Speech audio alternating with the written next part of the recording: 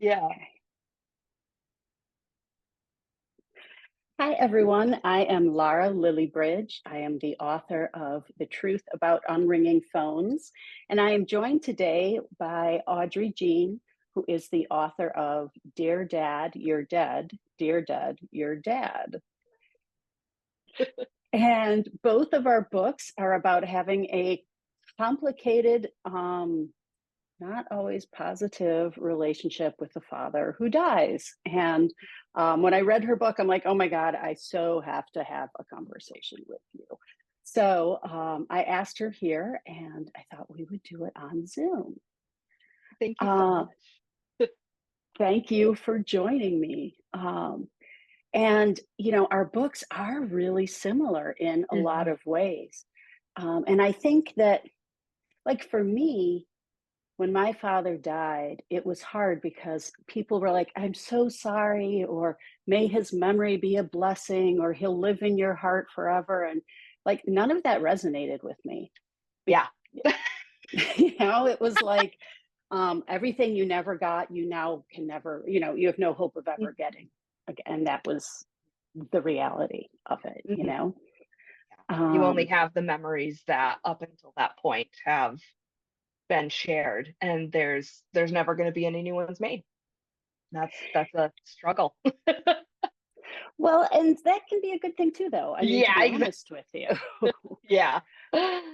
Um, and like for me, my father had dementia. So he didn't know who I was a good year before he died. Oh. So I had two losses. I had like the Mhm. first loss where he was still a living being, but he was no Mhm. longer my father. And I really Mhm. thought I mourned that. But then when he actually died, I was sadder than I expected. Like I didn't realize there would be a whole new level. Mhm. Grief is weird, you Grief know. is very strange. Yeah. Yeah. Oh my gosh. Yep. Yeah. It's Um, been about 4 years since my father passed, and it was unexpectedly expected, if that makes sense. Um, he'd been not feeling great, and then he was in the hospital for a fall that he'd taken, and then they were moving him to a physical therapy facility, and then he had a stroke, and he mm, just lasted long enough for me to get to the hospital, and that was the end of it. And that was pre-pandemic, so it literally feels like a lifetime ago. yeah, yeah. Yeah. Um, my father died a year ago this past January, so I guess like a year and a half. But Hmm. that doesn't seem right. It feels like it was less time than that, Yes. you know. Yep. Uh, Everything Yep. is like before the pandemic and after. Hmm. I want to read a quick quote from your book. Um, One thing that you did in your book that was really cool, you wrote the eulogy, um, Yes. and then you wrote the real eulogy that you couldn't give. Yeah. And it's funny because in my book, I wrote the eulogy that was printed in the paper Hmm. because we didn't really have a service. It was Hmm. all very weird, and I'm like, it's true, but not. Like on the one hand, it's true, but not. But let me read yours, the last bit. Thank you for coming today to share your stories of the times he made you too uncomfortable you didn't dare say anything. Thank you for sharing in our grief, even if you don't want to admit that it's tinted, perhaps, with the barest hint of relief. Yeah. And Yep. that just really, I really was like, yeah, the things you Hmm. can't say. Yeah. Um, that secondary eulogy was a recommendation from my editor. Because the very first version of this book that I gave her, it didn't have that.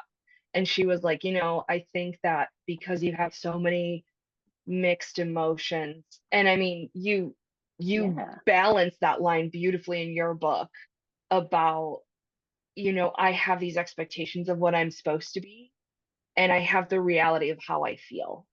You're expected to give a beautiful eulogy. You're expected to say the best parts. You're giving the highlight reel, the Instagram Yes. filter on everything. But the reality is, I have almost 30 years of difficulty with this man. And summing up 30 years when you're just looking at a highlight reel isn't enough. And it doesn't give everybody a grand scope of what you can expect. And you, one of the things I loved about the very beginning of your book is everybody talking to you about like how you should be feeling and how you should be making the most of this time that you have. And you're like, what, how are you to tell me how I feel? You have known him for however many years. I have lived with this, Right. and I'm going to continue living with this. So I will have more years with his memories than I will have with him. Yeah. And a lot of that came out in that eulogy, just the idea that, like, yes, I'm grieving, but yes, I'm also finally breathing. Like, not to rhyme, Yeah. not to be a poet, but um, it's so complicated and so multifaceted. It is, and I think it is for so many people, you know. Mm, And in my book, I talk about being at a Father's Day church service, and everyone talking oh, about, you know, how they admired their fathers and how much they missed them. And I left. I mean, it was on Zoom, so it was really easy to leave. yeah, at least. But I was just like, I can't hear this. Like this, I Yeah. was just part of my grief was anger that I Hmm. couldn't have clean grief, if Yes. that makes sense. Like that I couldn't 100%. just feel sad without also being sad for what I never got and Yeah. being mad about it, you Yeah. know? And you feel like such a downer, and you feel like I don't want to bring the mood down. I mean, at least for me, like 9 times out of 10, I'm like, I just like I can't relate. So I Right. appreciate that you guys have so much of this positivity, and there's so much hero worship that goes into father figures especially. I feel like we're finally kind of getting around the curve of like mothers do a lot too. But But mothers take all the blame for everything too, you know? exactly. So Um, so, yeah, it's that double-edged sword. But it's so difficult to try and balance that idea of like I should be grateful for the time I had, I guess. Like, and I am. I did learn a lot from him, like in the grand right. scheme of my life. Some of it I will continue to learn, and some of it got thrown out because I don't need that. But it's so difficult when you are trying to balance that. Um, yeah, I can't relate with what you guys are going through because we And just don't have that necessarily. and you know, it was, I found at least that it was safer for me to write the bad memories because I Yeah. guess I'm used to them. Like that's Hmm. like sort of my emotional highlight reel that I've dragged out in therapy and bonded with Yeah. friends over. And, Yep. you know, that's been like, I guess, a part of my identity. Yeah. Um, and then the good memories, they hurt. Like I Mm, would, it broke me open. And so much of my relationship with my father was like keeping a wall up. mhm. And it's like if I let that wall down, I didn't know. I mean, I'm 50. I wrote it, I was 47. And it was like I couldn't, I still was too afraid to let that in, you know? Yeah. Yeah. Because it's when you let when you are exploring that within, whether it's writing or whether it's reminiscing or talking about it in therapy, you're opening yourself up to so much more disappointment because you're like, we could have had a good relationship. We obviously could. It may have been in a different timeline. Yeah. Great. But when you weigh on your soul the positives and the negatives of like what you've lived through, and you find that the negatives are so much heavier than the positives, it really does become your identity because it's a great talking point at parties. I don't know. I don't care what other people say. It's like there's nothing that brings more women, especially, together than being like, yeah, my dad sucked. And everyone's like, Right. oh, yeah, me too. It's almost like we're too afraid to say it within all the hero worship. But like once you do say it and you admit to it, you're like, yeah, I see you. I see you and I see you. Well, it's a guy I dated once said that he could never be attracted to someone until he understood their source of pain. And I always thought that Oh, was, he was a writer, but I was like, he but sounds like a couple of guys I've had in my creative writing class. but it's true though in terms of like I don't get along with well-adjusted, happy family people, Yeah. which is funny because I really want my kids to be well-adjusted, Yeah. happy family people, right? Like that is a Right. goal I have. But Yeah. like in terms of my peers, if someone, oh, I had such a great I had such a great family. I'm like, yeah, we can never be friends, Um, so there is something to that. And that's why I think the world needs books like ours, Yeah. is that you need to be able to see that complication and that grieving in a way that you can relate to, you Hmm. know. Yeah. Um, In a and nonlinear form yeah. because it's such a weird road to take. So I started writing my book Mhm. during, well, just before the pandemic. Some of the pieces Okay. were written a long time before, but Hmm. um, there was two things. One is I was mentoring a writer for AWP's Writer to Writer program, and I was asking her to write. So it wasn't fair for me to ask her to write and me not to write. But that's why I Right. started writing these little fragments because Hmm. when the pandemic hit, I couldn't. I couldn't put words together. I couldn't write like long stretches. Hmm. But then, the impetus was just, my father was at that point um, still alive, and I had such a bad relationship with him, and I had guilt for walking away, and I was trying to basically come to terms with my guilt. Like, what do I owe a father who abandoned me? Yeah. And when he was there, was a horrible, painful influence Hmm. in my life, and now he's old and alone and dying. I mean, not actively dying, but in his 80s, so he's working on it. Yeah. And he had Parkinson's, and we could Hmm. see it coming, and it was like society says I should be a good daughter, and I Yeah. don't have it in me to be a good daughter, and I did not want him around my kids. Hmm. And so anyway, so that was, to me, I write sort of figure out, clarify how I feel, Hmm. and to like process my feelings and like give them a place to live, like if I put it in a book, then I don't have to carry it. Exactly. Yep. Now, You are no why? longer.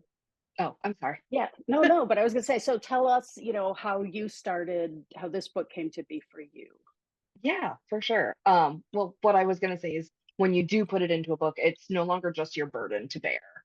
It Yeah. becomes, it's not even a burden anymore. It becomes a shared grief experience.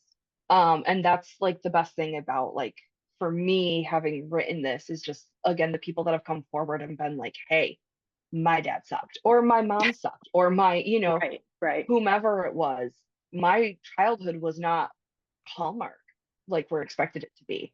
Um, so like I said, I lost my dad January 2020, um, 5 million years ago, it feels like.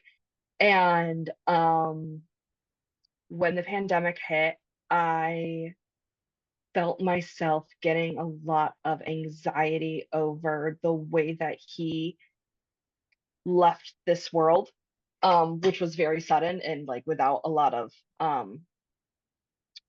like grounding or a lot of like expectation, if that makes sense, of like this Yeah. is the end type of thing. And like everything was so crazy during COVID.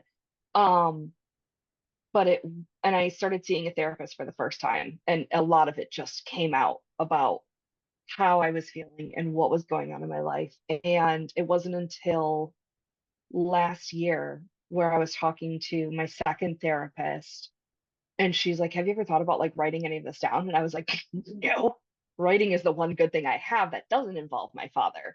Like, no, Oh, thank you. I don't want to ever connect those two lines. And then I sat down and I did it. And I was like, but a lot of it was kind of written just as an exploration of, you have been holding so much of this in your heart. You've been holding on to this for 4 years, 3 years at that point, and it's time to stop being the only person that shares this with you, like that holds on to this, and just get it out.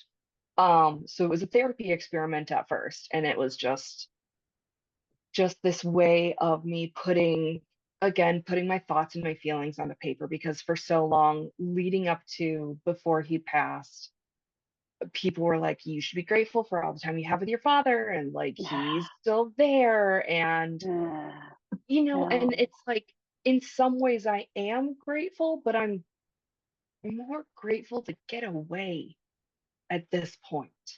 Yeah.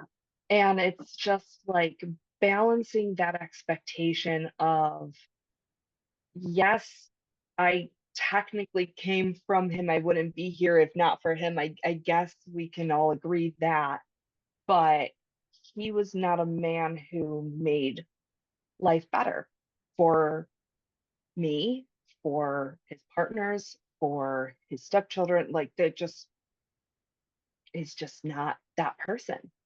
And so this was a really eye-opening way for me to realize how deep down the hurt went.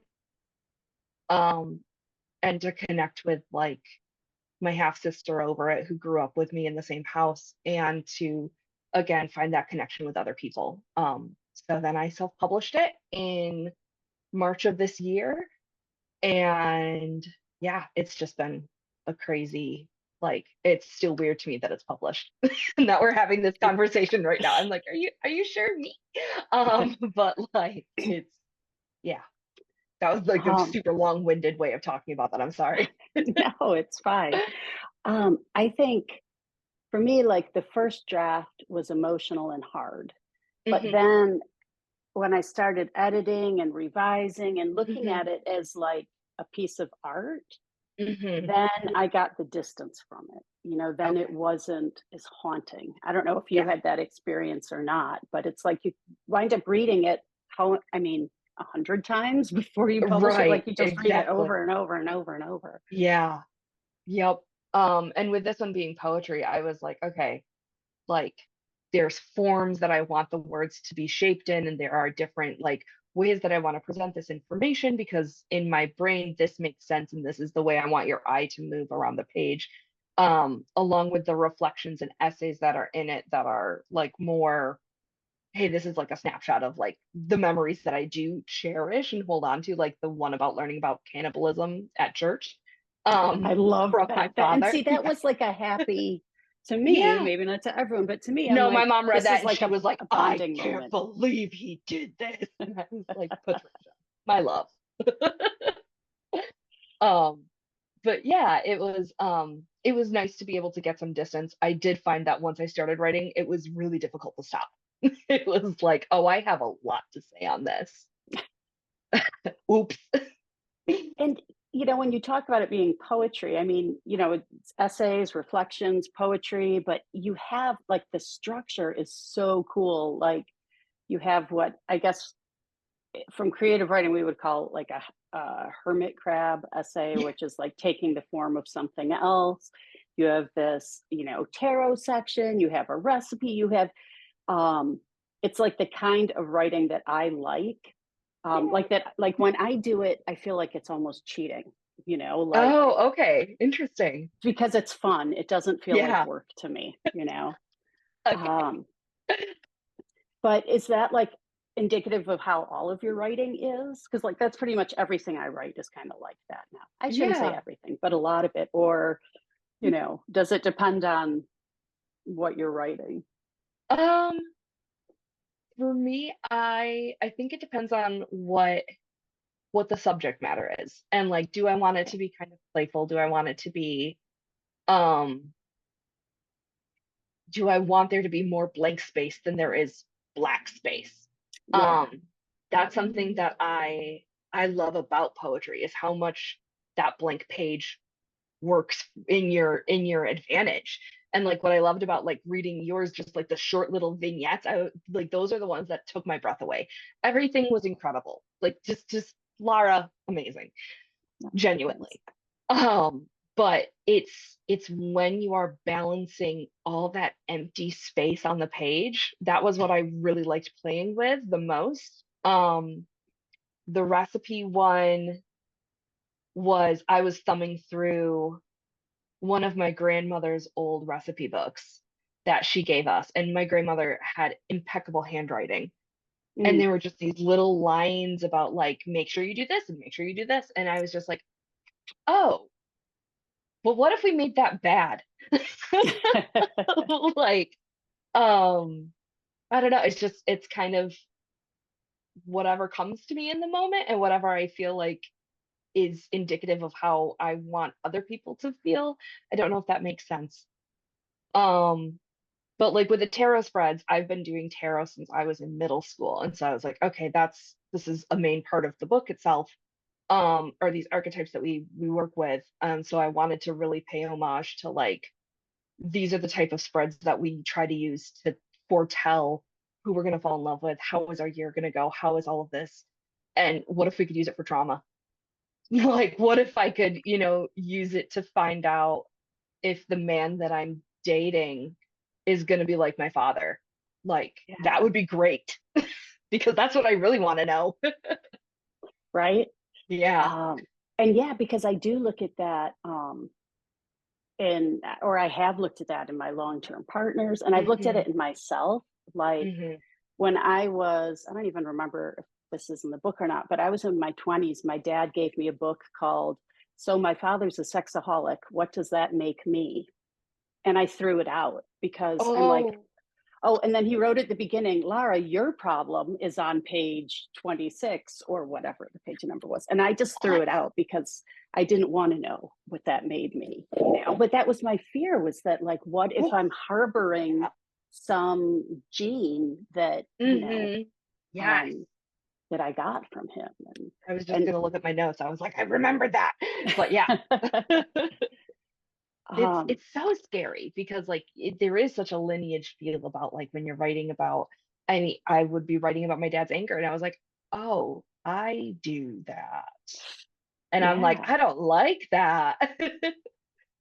So yeah. And, Sorry. there was this woman, Deborah, I want to say Harding, but that might not be it. But her book is called Dancing with Mr. Octopus. And, and it's a really great book, but she talks about how the majority of kids that were abused don't become abusers. Like we make it seem like it's inevitable that like if you Mhm. were raised in a toxic environment, then you will become a toxic parent and all that. And she said, actually, that's not technically true. And it was the first time I read that, and it was such Yeah. a relief. Like this Yeah. doesn't have to be your destiny. Yeah. Um, Yeah. hang on, Yep. You were talking about inheriting a discontented gene from your mm, father. I wrote that down because I was like, oh my gosh, that's exactly what it feels like. Like, what if this is who I am down to my very DNA? Um, do you ever feel like those questions come out in your writing? I mean, obviously you had written about it, but like even before this or after, since having written that, do you ever feel like I'm never happy with something because it's never the way I want it to be, or it's never finished, or it's never good enough? Or like you find that you bounce from piece to piece and you're like, oh, wait, did I possibly get that from like parentals? Did I learn to do that? Is that just the brain worms? I mean, I definitely am always in a rush. Hmm. Like I write a book, I want to publish it, get it out there, Yeah, move on. Like never look at it again. I'm yeah, not a yeah. huge perfectionist in terms of when I know when I'm done, like I know it's ready for publication when I can do nothing else. Like that is Hmm. all I have. That is the best I could do.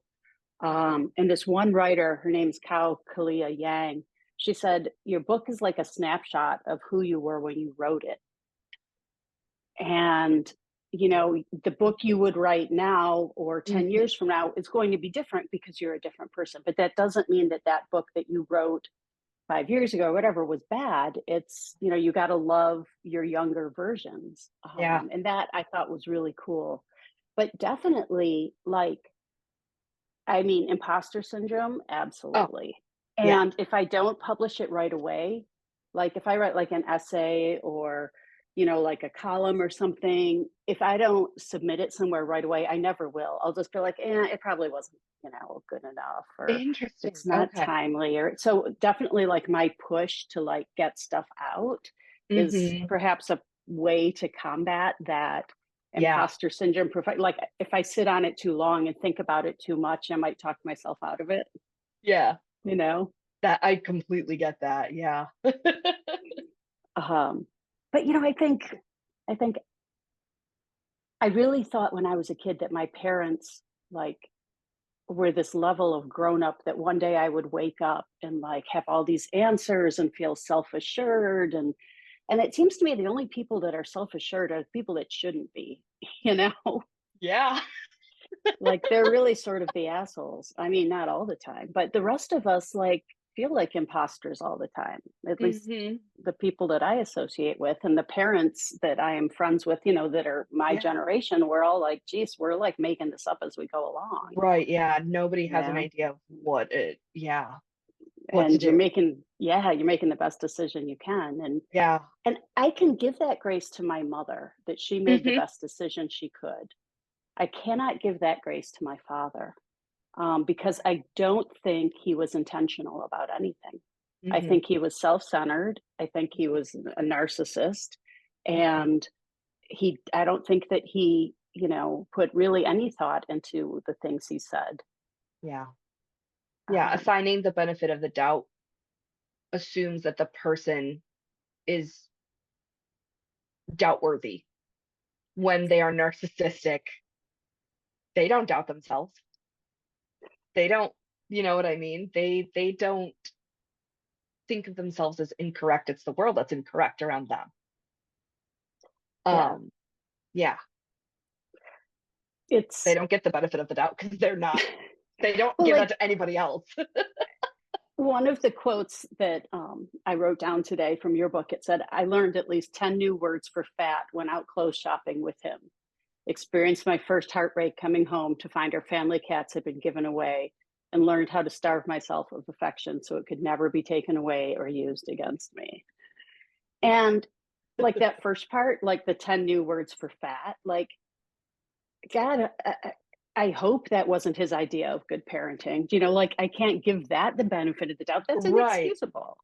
And then right. I thought, oh, like my father loves full sized women. If he had been your father, he would never have shamed you. I'm like, no, he would have over sexualized you and, Yeah, creeped you out. And I'm not sure that's winning, right, exactly. you know? That's allyship. No. Um, no, it was a lot of self-projection. A lot. Because my father was also a very heavy set man. Um, Oh, interesting. and yeah, I we always joke that we got Gene's genes because his father was Gene, or his name Okay. was Gene. My middle name is Gene. And I yeah, have always been a heavier set girl. It just is what it is. It wasn't going anywhere. Um, but a And there's lot of nothing it, wrong with that, no, you I've know? come to love my body and what it is capable of and respect that it is not capable of doing everything, though I may try. Um, But you don't need your parent to to no, to crush your soul for you. I mean, that's no, why we go to school, right? exactly. Well, and it's You so know? funny because I was reflecting, I'd never been bullied for my size in high school, middle school, elementary school. I got all Just that at from my dad, home. just Yeah. at home, and just from that one parent. Like, it's insane, but it's also something that, through working through it, it doesn't bother me anymore. It will always bother me in my like heart of hearts. I feel like it's so disingenuous to be like, I'm through it. I will never be. Like there are days when Right. I hear his voice in my head and I was like, ooh, it's a Gene day. It's not a great day. But knowing that that is where that voice comes from and knowing that I was able to kind of get it out and on the page helps me to just kind of put him back in his little box in my brain. Yeah. Yeah. Yeah. It's like you don't have to listen to him anymore, Hmm. you know? Yep. Um, and another, you said, this is, I think, earlier in the book, but it said, and I don't even remember what the they was, but it says they weren't meant to, oh, the toys, the Oh, collectibles. oh, And it says they weren't meant to be used. They, like the women in his life, were meant to be looked at, owned, but never allowed to fulfill a greater purpose. And for me, I mean, my father, the message he gave me was that women are for sex, yeah. and make, he wanted me to be smart and a good conversationalist, but Mm-hmm. to be married, to be marriage material, you have to put out, Mm-hmm. and And you have to be good at it. yes, exactly, and never say no and swallow your discomfort, and he showed me, my dad was married 7 times, and I had 4 stepmothers. So I got to see over and over again Mm-hmm. that, you have to give up everything for the man and make them the center of your world. And um, it's just so hard to shake it, you It know? is. And it's so funny because you think about the phrase happy wife, happy life. And Mm. I'm like, what, where did that come from? Because that has never been true in the world of ever.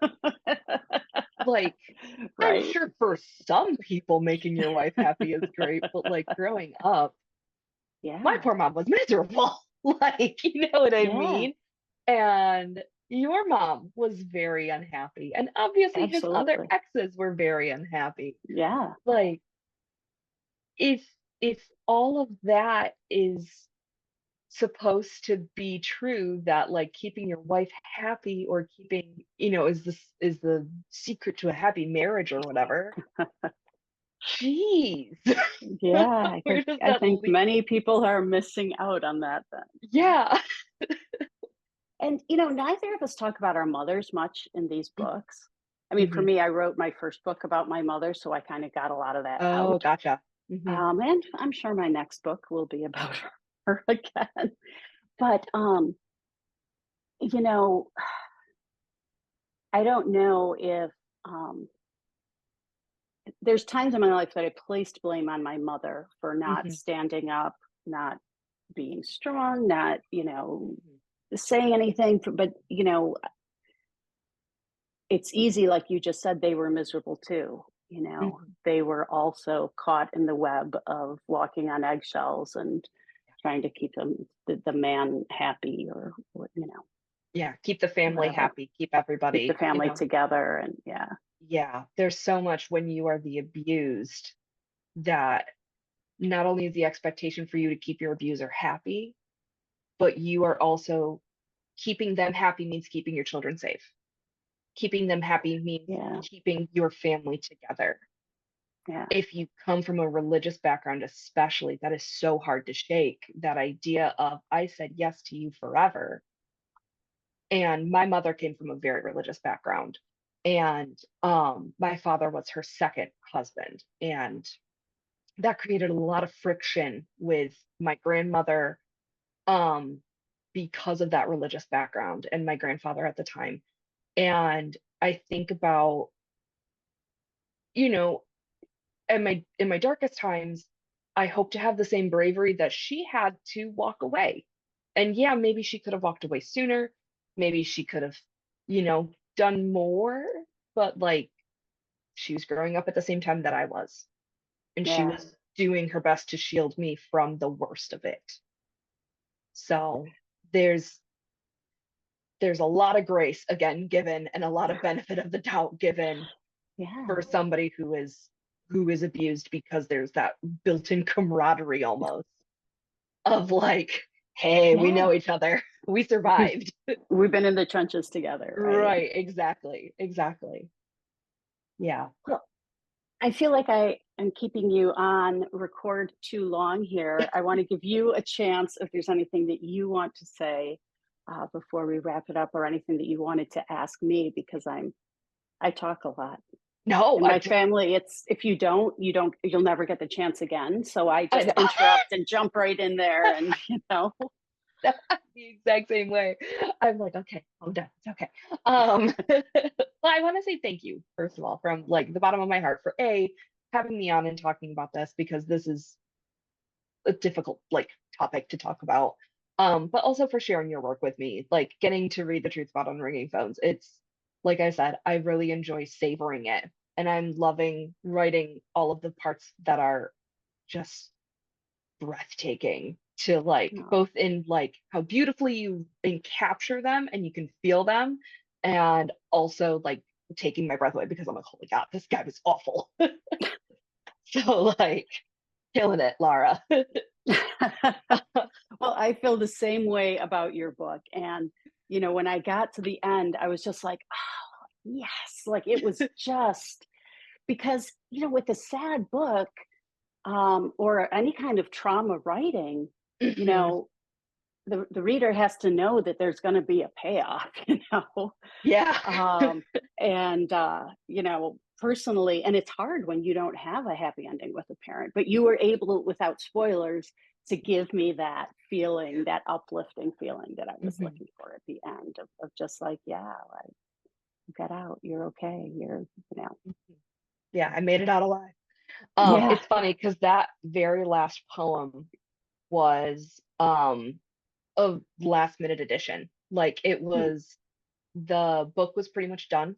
It was going to end on the I think I called it In Your Head, the one about looking at yourself in the mirror and like the fog and stuff like that. And my dearest friend Molly was like, "Hey, I don't think you need to end your book on somebody else. Like it's inspired by a song that would be last poem." She's like, "I think it should be your words. I think it should absolutely be something that you come up with, and like this needs to be you signing off at the very end." So I'd already sent the book out to my editor and I was like, Sarah, please, can I give you one more poem? Just one more, I promise, and then I'm done. Um, so I'm really glad that it works and it pays off, and thank you. Yeah. I'm excited to and finish yours. Like I said, I'm savoring it, so I'm taking my time with it. and where can people find your book? Oh yeah. So it is available on Amazon, Barnes and Noble. Your favorite indie bookstore should have it. I know in Or can Michigan get I love it? Schuler Books, so you can Oh, get it through cool. Schuler Books. Um, yeah, and I hope if you get it, you love it. And if not, I And don't want to hear mine about is the same, Amazon, Bookshop, and Barnes and Noble, yeah, independent bookstores. And it. if you request our books at the library, the Hmm. library can, that's good for authors too. Like Yeah. if you don't have like the funds to buy a book, oh, believe me, I totally get it. I have been there, Hmm. but request it at your library. And Yeah. if then you can read it and a whole bunch of other people can read it, and Yeah. you know spread the love. Absolutely. I did have one last question. I know we kind of just did a sign Okay, off, but I had a question for you if you have a moment. sure. Um, where did my question go? Okay, so for me, music has always been like a huge part of the writing process. Like I remember when I was working on this, obviously, like I kind of mentioned, there's a song by the Foles that I loved that has like a mention. There's a Taylor Swift song that has a mention. There were a ton of musical like choices that I was listening to that would really inspire me. Was there something that inspired you music wise that you, There yeah. was not. I mean, Okay. I don't listen to music when I write at all, Okay. but my book is with Unsolicited Press, and they had me do a Spotify list, I love that. and I'll put it in the show notes. But Yeah. I have a list of every song from my childhood, which is so weird and random because it's like Kenny Hmm. Rogers and Pink Floyd, and Hmm. like it just sort of depended on which parental unit was around, Yeah. and how old I was. But I made a Spotify list, and Amazing. I will share it so you can just get an Please. idea of how random my musical upbringing is. I love that though. That's great. Um, my dad was big into Enya. That was his thing. Was Oh, like I was like, that's the strangest. I don't think of Enya that as lived at dad Eden. music. Yeah, he loved I mean, it. I love that, but Yeah. that's interesting. I can't listen to her like first album without being like, Dad. Yeah. Yeah, relationships can ruin music too, you know? Yeah. Yeah. All right. Well, thank you again for Yeah. talking with me, Thanks for and having we me. should do this again soon. A million times yes.